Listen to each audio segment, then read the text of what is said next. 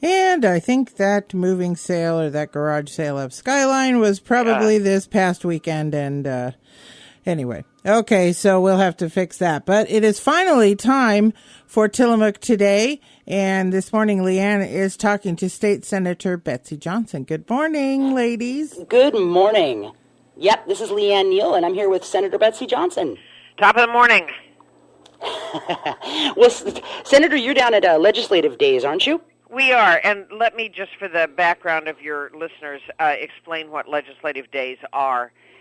In the past, when the legislature met only every other year in the odd-numbered year, we had this huge interim period, and there were committees and task forces that met, but it was kind of haphazard. It was spread out geographically. It was at the call of the chair, and it was not particularly regularized. And so when the legislature, actually when the voters, the legislature referred and the voters affirmed changing our Constitution to create this February session, we also created what are called legislative days. And legislative days bring the entire legislature to Salem for 3 prescribed days. The Senate actually comes into session on the floor, and we do executive appointments, which means we have advise and consent authority over the governor's appointments to boards and commissions. And so we will actually come into session and conduct business on the floor. The House doesn't. And the emergency board is meeting. The emergency board is that group of legislators empowered to meet between sessions to conduct business of the legislature. We have no independent policy authority. We have no independent appropriation authority, but we're hearing reports, approving federal grants, releasing money that was previously appropriated by the entire legislature but was maybe waiting for a report or some kind of a status check-in.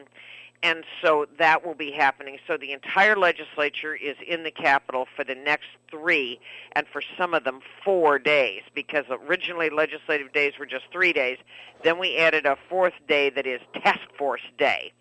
And that's when various and sundry task forces that have been created by the legislature meet.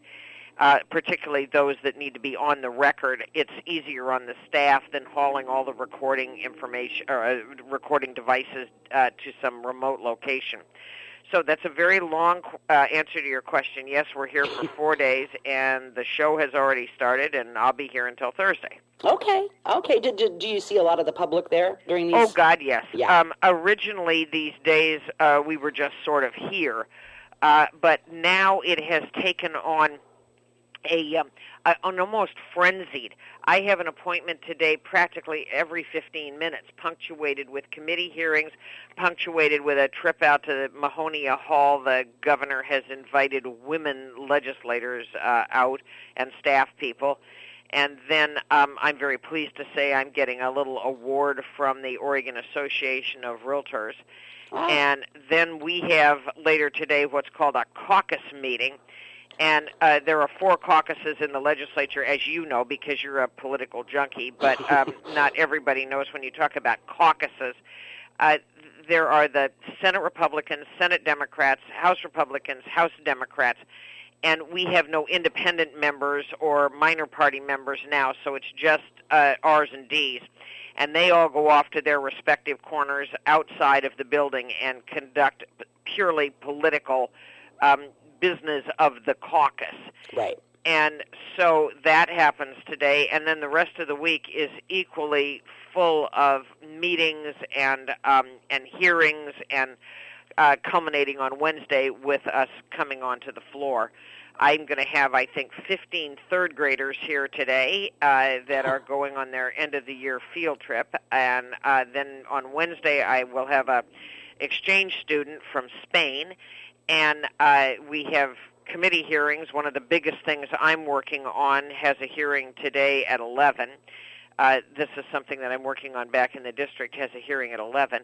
And so these legislative days are just a flat scamper. And we start at 7 in the morning and roll out of here. My last committee on Wednesday won't probably get out until 7:30 or 8. And so they're pretty jam-packed days. Yeah, I'll say. I went to them years ago as a reporter, and I think it was way back when Tim Josie was still in office in the House, and I think we had like a 10-minute appointment because that's all he could spare. It was just one of those, it just packed. So that's great though. Well, and that's about how it is. It really is too busy, to be honest with you. And Yeah. I have said to a lot of people who want to schedule just for the convenience of knowing that we're here during Ledge Days, and I have said to them, if this is a complicated issue, or if I'm going to have a steep learning curve, let's schedule this back in either my district or in, Salem or Portland or someplace that's convenient for everybody, so that I can give it the issue more respect than just a 10 or 15-minute hearing. Right. A 10 or 15-minute appointment in my office. It's too difficult to absorb big, complicated subjects in that short a time. Well, that makes sense. That's good to know. Good to know. Did you, speaking of the governor, did you want to talk a little bit about the issue with Bullseye Glass right now? Well, sure. Then after you and I hang up, my next appointment is with the government affairs person from the Department of Environmental Quality. And I'm struggling a little bit with what they're doing. Dick Peterson, who had run the agency, I think ended up being forced out. Now, nobody will say that, so it's just my opinion. But after this air quality issue arose in the city of Portland, I think they needed to find somebody to blame. And so Dick went away. And his successor is a guy named Pete Shepard, somebody that I know very well. He was a longtime consumer protection lawyer at the Department of Justice, and I think very highly of Pete. So Pete had only been on the job a couple of days, and I made a point of meeting with him just to say, hi, what's up with DEQ? And he very casually, over the fish and chips for lunch, told me that, well, we're going to be sending out some letters to companies that have discharge permits for certain heavy metals. And it's not going to be much of a letter. That was on a Wednesday. On Friday, when I finally saw a copy of the letter, I was dumbstruck at the tone that it took. And I called Pete and told him.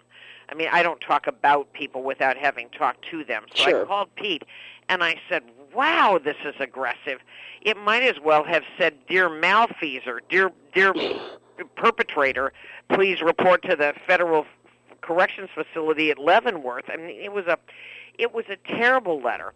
The Creamery got one of them, and my question was, can we work with business, not do something to business? Right. And one of the things that I'm going to ferret out in this conversation with Mr. Mason, who's their government affairs person, who's going to show up here right after you and I are done talking, is the question of, are there actual objective standards that for air discharges that were set in some way that a company can meet these?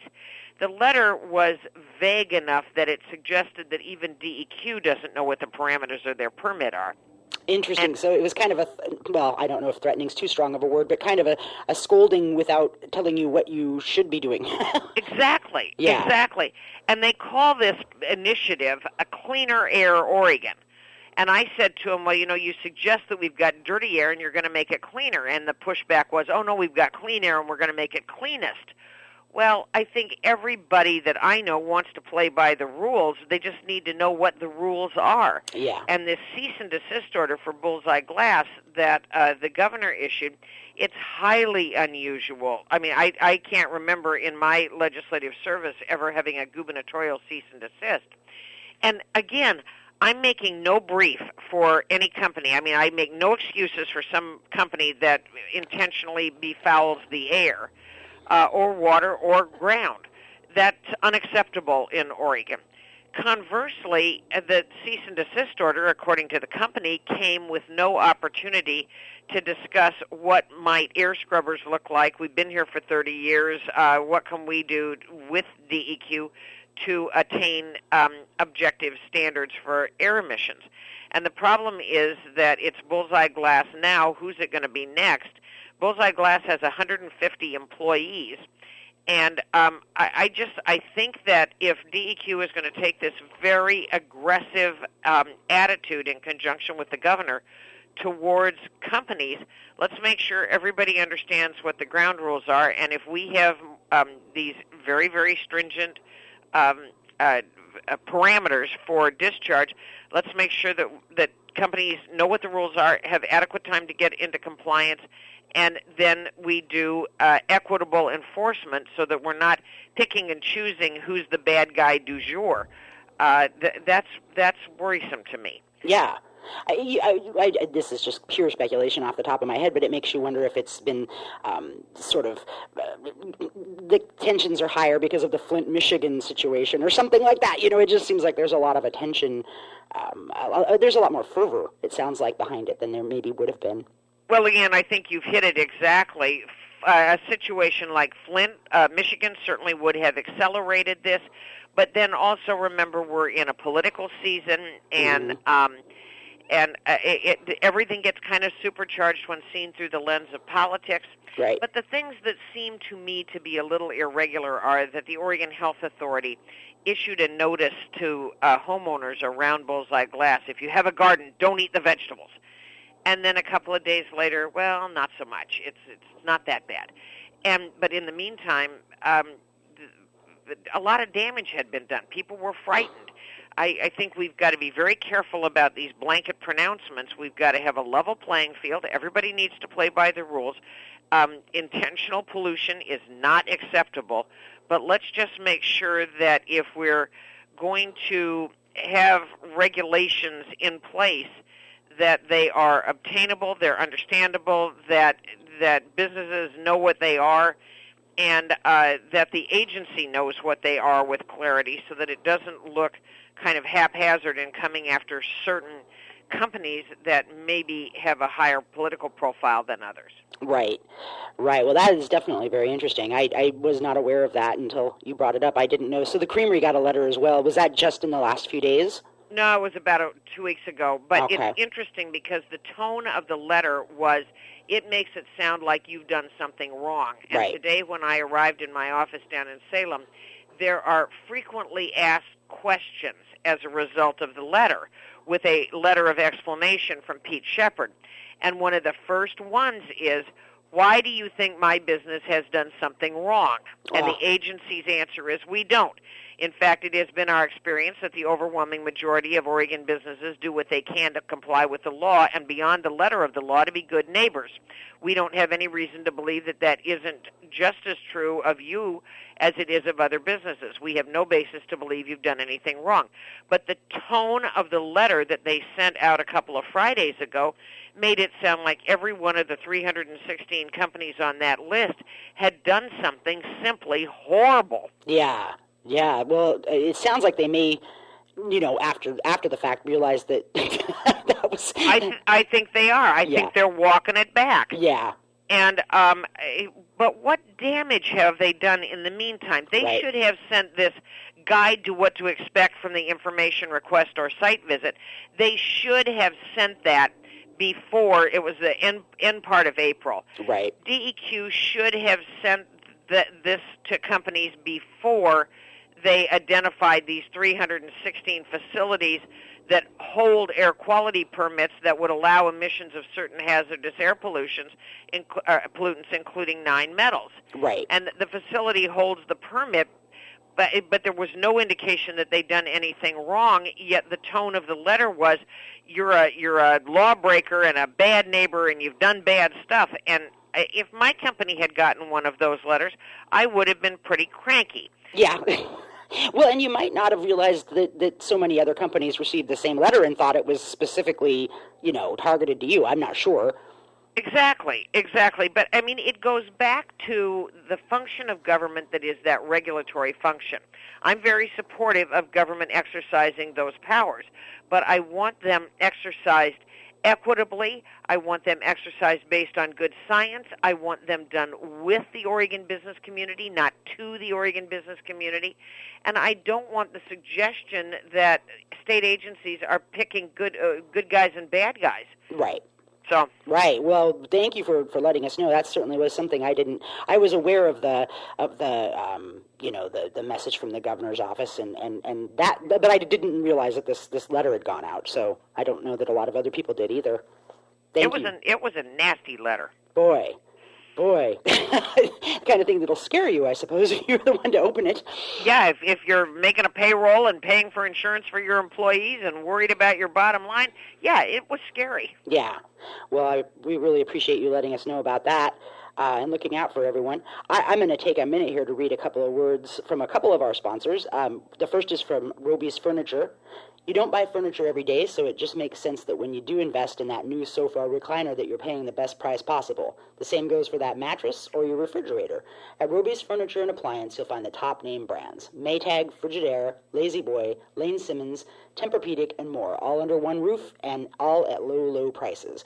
Roby's offers high-volume pricing and selection with small-town service and a smile. They have something in every price range and every taste. And don't forget, Roby's offers free delivery to veterans and active-duty military. See them right now for great savings, serving the folks who call the coast home. Roby's Furniture and Appliance, Astoria, Tillamook, Lincoln City, Newport, and Florence. So you had a lighter subject you wanted to touch on as well. I did. This morning at 6:30 in our bedroom was Justin Oft. I shouldn't have said it like that. Scandal.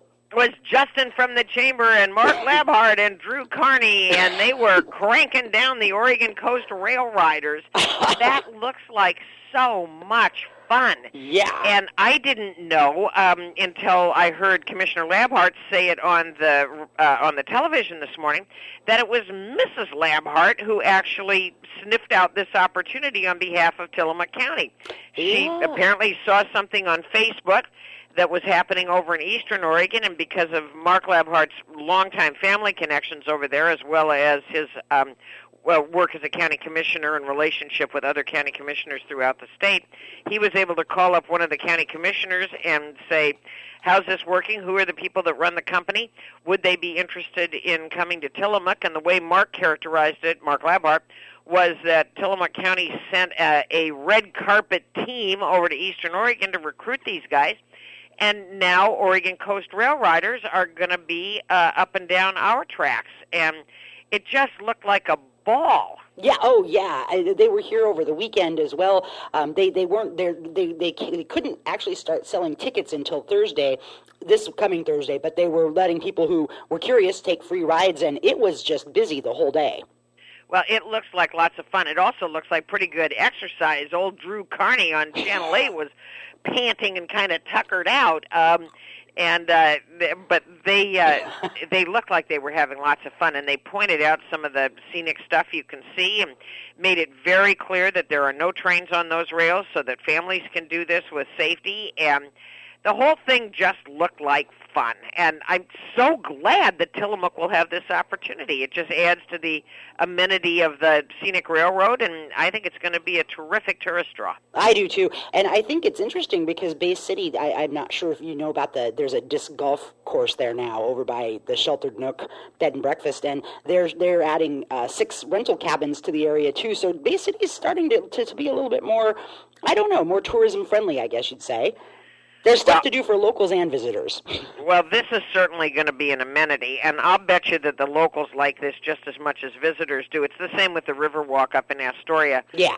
That was designed mostly as a tourist amenity, and lo and behold, the locals walk it for exercise and to just enjoy their city and enjoy the mighty Columbia. And I think exactly the same thing will happen down in Tillamook with the Oregon Coast Rail Riders. I think this is going to be great. I do, too. I think it's fantastic. You know, we should probably give a shout-out to, you mentioned Justin Oftermeyer was on the ride as well. It's his birthday today, so happy birthday, Justin. Happy birthday, Justin. What a cool way to spend your birthday. Yeah, no kidding. Well, so it looks like we have, let me go ahead and read our final word from our final sponsor here, and then I'll see what else you have on your mind. Good. Okay, so Tillamook Motor Company, as part of the Ford Focus on Hunger, joins other Ford dealers throughout the Northwest to collect jars of peanut butter, adding to the kid-friendly foods at the Oregon Food Bank. The peanut butter drive runs through the 21st Uh-oh. I think they mean May, which is 21st is over. Well, I'm just going to keep reading it because that's what they told me to read. To make a donation, bring jars of peanut butter to Tillamook Motor Company, 501 Main Avenue, between the hours of 8 and 6, Monday through Friday, and 9 to 4 on Saturday. Last year's drive collected nearly 30,000 pounds of peanut butter, feeding kids throughout the summer. The drive is part of a 5-state campaign in the Pacific Northwest by Ford dealers to support their community food banks and to make sure no child goes hungry this summer. I guess even if the official campaign's over, if you brought some peanut butter, I'm pretty sure they'd get it to where it needs to go. I'm positive you're right. And on all of these food drives, peanut butter and canned tuna, those are the biggies. High protein, and kids, of course, love both of them. They sure do. And I'll just bet you that if a jar of peanut butter shows up down at Tillamook Ford, that they'll take it and make sure that it gets on a sandwich and in some hungry kid's backpack. That's right. Bring that peanut butter on down, even if the day's over. That's right. Excellent. You know, the one thing about so many businesses, and we've been talking about business earlier in the day, it is amazing to me how often we look to the corporate community to support all these good causes. Oh, yeah. You know, please give us money for athletic teams. Please help us raise money for summer food packs. Please help us find food for the food bank. We always turn to the corporate community, and I think sometimes with the expectation that they're just going to continue to dole out all the stuff that we want to make the community better. I think we need to take into consideration the burden on some companies right now. They have a lot of ballot measures that they're facing that will grossly increase costs, and then the least of which is this initiative petition 28 that will impose a 2.5% tax on gross receipts. I am told that there is a new Legislative Revenue Office report out this morning, and I'm going to get a hold of it, that talks about how many jobs that ballot measure will cost the state of Oregon and what kind of an accelerating cost it will drive into supermarkets. So if somebody thinks, well, gee, this is a great way to get those nasty corporations to pay more, the real fact of the matter is that when you go into Safeway and want to buy a can of corn, it's going to cost more if this thing passes. It will also create, in my opinion, a very business-unfriendly reputation for Oregon. We're all about finding additional revenue, and it's easier to take it from somebody else, but I would just recommend that people look very closely at some of the ballot measures that they're being asked to lend their signature to. Another one that I find very worrisome is a ballot measure that would have the taxpayers send everybody's kid to camp. And having an outdoor experience is a very good thing. I mean, most of the kids in Tillamook County have an outdoor experience. It's called mowing the lawn, milking cows, hunting, fishing. But for a lot of urban kids, they don't have that same outdoor experience. Yeah. So this is a ballot measure to send kids to outdoor school and have the public pay for it. It's a good idea to get kids out in nature. It's an invaluable learning experience. But to cast around and say, let's take money from somebody else to send kids to school on the public's dime, I think is just wrong. And this was very slickly done. The issue had been raised in the legislature some time ago, and it was too expensive. It was something like $25 million. And the legislature said, well, gee, let's do what we do when we always can't think about the good answer financially. Let's create some kind of a pathway that if and when there's ever money available, we can have a mechanism to gather the money. Well, I think we got a little bit schnookered because the signature gatherers were already waiting to go out and gather signatures for this ballot measure. The point of the story is, and I think I can say this without being, alarmist, OSU, Oregon State University, got pulled into this by the legislature. We sort of put our hands on their back and pushed them in front of the speeding train. But the net result for OSU, even though they're not intentionally part of this, let's send everybody to camp on the taxpayer's dime, they're basically the fiscal agent for this undertaking. And I think we, the legislature, have been very unfair to OSU, and it conceivably could put funding for the statewide at risk. This is like 4-H, extension, master gardeners, ag centers, forestry experiment stations. So, again, people are going to be out and about in parking lots everywhere asking for folks' signature on potential issues to get on the ballot. Look at those very carefully because many of them have hugely unanticipated consequences. Yeah, well, we appreciate you bringing some of those up to us. I think I don't just speak for myself when I say I've been so focused on the May primary and a lot of the candidates' elections and the presidential election even that I haven't started looking into the ballot measures that will be coming up as deeply as I should have. So appreciate the primer there. Well, they're sneaking up on us, and I'm in the process of writing an op-ed that I hope I can get the Oregonian to publish. It's pretty tough to find oneself in the position of being against outdoor school. It's just a question of where does the money come from? Right. If I only have $1 to spend, is this where I want to spend it? And I would submit that there might be higher priorities. All right. Well, send it to the Tillamook County Pioneer. We'll run it too. Cool. Okay, Betsy. Well, I think we just about hit it there. That was another jam-packed session with our senators. So, thank you so much for coming by. It's always great to talk to you, LeeAnn, and I maybe I'll see you out there on the Oregon Coast Rail Riders one day. Oh yeah, you'll see. We'll see each other. Cool. Okay. Well, have a great day. Same to you. Bye-bye. Thanks. Bye. Thanks for listening.